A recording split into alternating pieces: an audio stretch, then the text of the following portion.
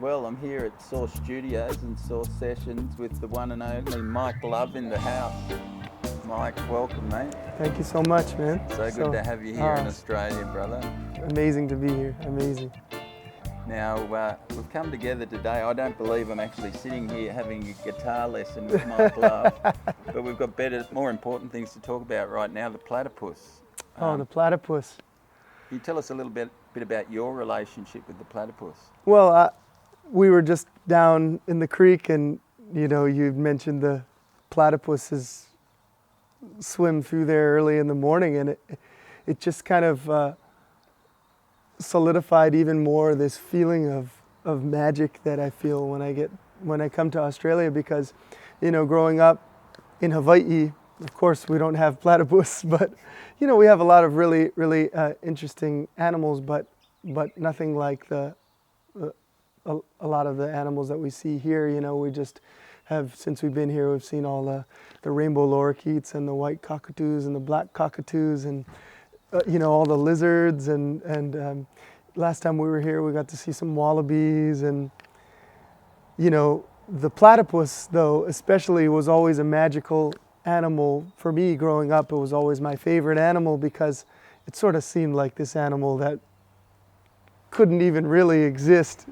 It's sort of like one of those creatures, kind of like a unicorn, Yeah, totally. And then we were just cruising down by the creek, and you said, oh yeah, in the morning the platypus will come quietly swimming through here. And I was just like, man, it just kind of... I wish I had have known this before, because I would have woken you up. Oh, we should have woken up early. For the platypus. Next time. There is a next time. time. The platypus will bring Mike Love back to Sorce Studios. Yeah. You bloody beauty. I'll be here. So you guys have still got some shows left in your Australian run. What's happening for you in the next week or so? Yeah, we're in Bellingen tonight, and then Belgrave, and then Melbourne, and then we end up at the Queenscliff Festival in Queensland. Yeah, so. Awesome. Yeah, amazing, man. We've had a week of shows here.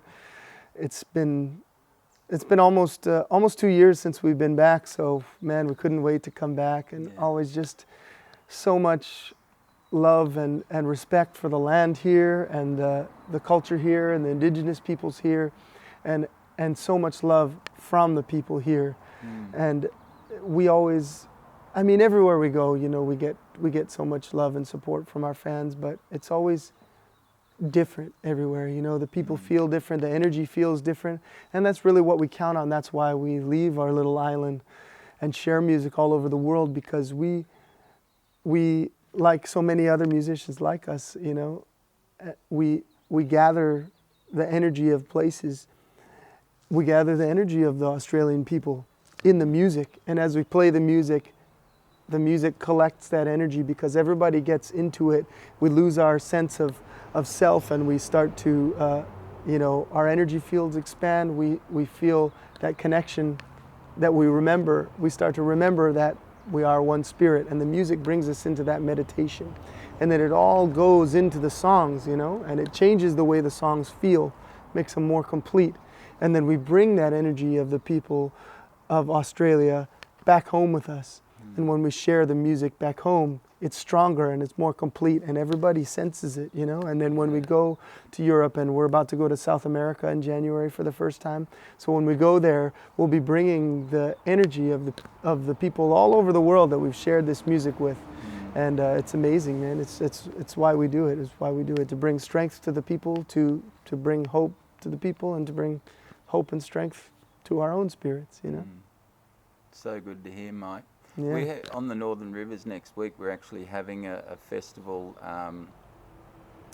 called Fields of Healing. I've heard of it, yeah. Yeah, the indigenous people from around the planet coming together to inspire a vision that's more connected with Earth. I know myself, growing up in Australia, I was very conditioned in a colonial way to work and get the job, and I have to say now, your song Permanent Holiday inspired me, not only with your skill on the looper and all the tricks but the lyric, to escape my conditioning, to really ground back into Earth and this one spirit and what matters. So other than saying thank you for what you offer in that vein, do you see that this movement of spirit and connectedness is growing as you travel around the world?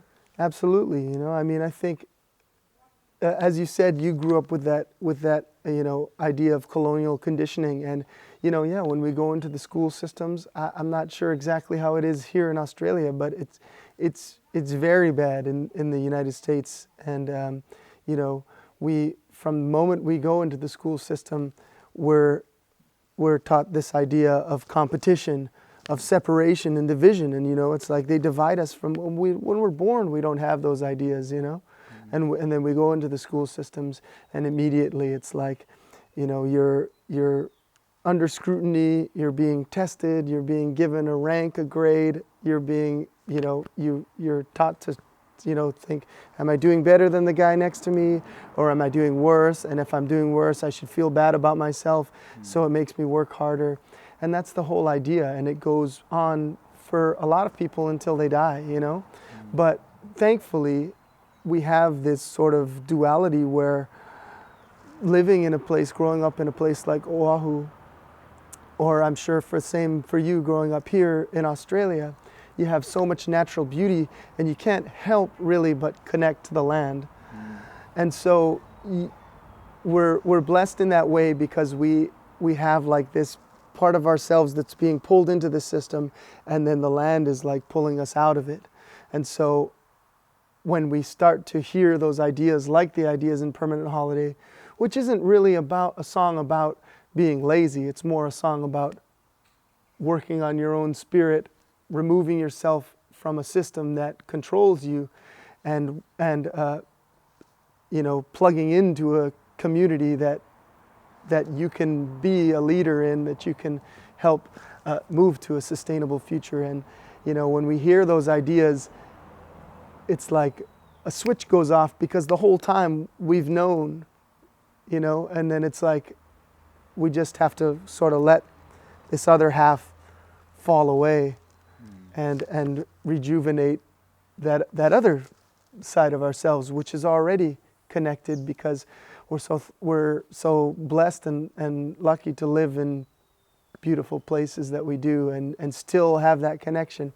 And I'm sure it's harder for people that grow up like in Los Angeles, and they spend their whole lives there, and they don't ever have that connection, and then they sort of have to venture out and find it. And I think that's so much a part of spiritual growth, is grounding back into the earth and realizing that we come from the earth and we're returning to the earth. We're made up of the earth. We're just organic beings, and so our cells are all vibrating with the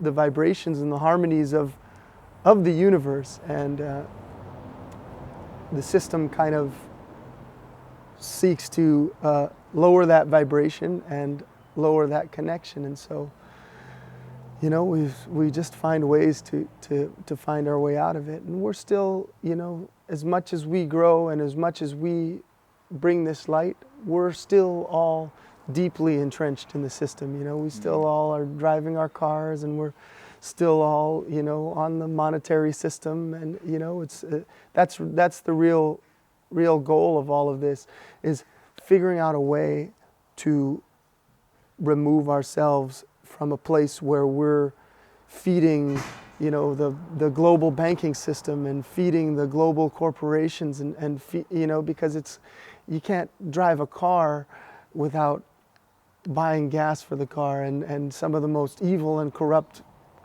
companies in the world are the petroleum companies that are these, like the idea of fossil fuels. And it's crazy that we know so much about fossil fuels and how much damage it's doing to our planet, and we have so many alternatives, and yet we can't find a way to divest ourselves from that, even though so many of us believe it's so wrong. And I think that's what we're working towards, and that's the amazing thing about how many people are waking up, and this is becoming a reality for them, and they are fading from the Babylon system. And it's going to take a lot of people, a large majority of people, to make that change, you know, because if we're a minority, then we don't have a strong enough voice against such a massive, wicked and evil power, you know. Yeah. But the more we can gather the people and bring them to the side of good and right and justice and truth, Yeah. then the more power we'll have, and the more we can make people realize that we have to take back the power that's within ourselves, because the reason why the system exists and it works so well is because it feeds on the power of individuals, you know, and as individuals we give our power away so Yeah. freely and so easily because we've been taught to, Yeah, you know. that's right, isn't it? Yeah. A friend of mine titled it like the culture of fear, and I started to see that in myself, that I personally feared of giving away my day job because then there's this and there's this and there's this, till I became exhausted in that and had to deeply surrender and say, I don't care if I'm homeless living on the streets and begging for food, I can't spend another day following this, I've got to follow this. One of my most admired Indigenous elders in Australia, who was from out at Uluru, Uncle Bob Randall, who's passed away, said to me that everyone and everything is family, and to cultivate a daily life of treating everyone and everything like our nearest and dearest family. And I took that on board in my heart and realised the extension of his message, that even the most corrupt, money-hungry, greedy man is like my uncle or my brother, and he's just lost his way a bit, you know, like if he's an alcoholic, you don't kick your brother while he's down, you want to help and support him. And so I want to thank Mike Love and the exemplary example that you're living it. Like you say, as much as we can, we still drive cars, we're still kind of in this system, but you're carving a new path through your music, through your expression, for the critical mass to be reached that we need, so that the whole garden does flower again in everyone's hearts. And yeah, well, I think like you said, you know, it's like we can't leave out the alcoholic, and we can't leave out, you know, the angry ones and the ones that are money hungry, and you know, it's like, because if we leave them out, we're not good. There's too many of them, you know, for us to make a change. It's like we need to open our understanding, our forgiveness, and our compassion, our empathy to them, because you know, we've been lucky enough to find this place where we are now, and I think it has so much to do with our family, with our friends, with the ones that, you know, with our elders who have guided us, who have given us this kind of wisdom. And you know, you meet somebody on the street and you know, they'll be so angry, and you wonder, how did they get to this place of anger? Well, you got to figure, you know, maybe their dad was angry and beat them every day of their life, or maybe they didn't have a dad, and maybe you know, their mom was checked out on drugs, or maybe they had some bad friends that kind of like you know, left them out to dry, and they just hit this point where they felt like they had nobody, and turned to anger, or turned to drugs, turned to alcohol. And you know, it's like we have to be compassionate. We have to be open to taking, you know, to taking on some of this, you know, some of this anger and this negativity and this fear, and knowing that the power of love that we have, and the power of compassion and light that we hold inside is stronger and more pure than all of that, and we can handle it. We can open ourselves up and show that light, and show that we care, you know. And I think, you know, going back to what you said about being afraid. Sorry, I think I'm scratching at the mic there. I think going back to what you said about being afraid of leaving your job and wondering what, that's something that I hear from so many people, and it's something that I went through too. You know, I have children. How am I gonna support my children? And sometimes it's so hard because you don't have, you know, just yourself to look after. You have a wife, you have children. You know, I have 4 children of myself, but you know, sometimes you just have to, if you're unhappy, you have to realize that, you know, my children are going to be happier with a little less money around and more dad around, more happy dad around to provide a better example. They're going to grow up better. They don't need all the stuff. They don't need, you know, and you get so used to having these certain amenities, and we can survive with a lot less than we're used to, I think. And sometimes it's just making that switch and taking that leap of faith that can set you on a path that is going to be so much more profitable, first of all spiritually, but also monetarily, and you know, you can end up doing something where, you know, you were working at a, like, you know, I was working at a Blockbuster Video, you know, for a long time before I just was like, you know, I'm done with this and I'm just going to play music. And for a long time I worked at music and cultivated it and didn't make much money, but was able to survive until now. You know, I've worked at it so much that I'm able to provide not only for my family, but for a lot of families in my community. And also do something that fully and wholeheartedly fills my spirit with hope and love and light. And it's amazing to be able to share something, to be blessed with the universe, to be able to pull something through and share something that you know is helping people, is helping your community. And it can be anything, you know, from music to photography to art to growing some food to, you know, building walls to you know, putting a roof on a house to anything, you know, and really it's all about finding something that you feel like is fulfilling, you know, your spirit, and that you also know is helping others. And sometimes it doesn't even have to be a thing. It can just be a hug or a few kind words, you know? But it's all about living with that intention of being helpful, you know, asking, how can I help? And how can I serve you, my brother, you know? How can I serve you? Because while I serve you, I serve myself, you know? And I can get so much more energy out of giving you energy than giving energy to myself.